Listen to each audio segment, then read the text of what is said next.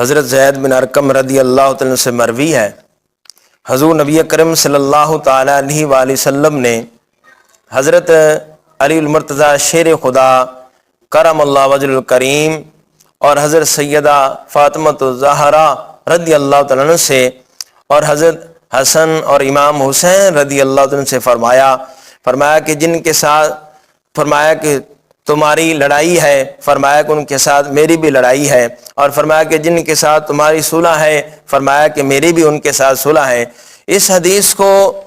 امام ترمذی اور امام ابن ماجہ نے روایت کیا ہے۔ تو اس حدیث سے یہ معلوم ہوا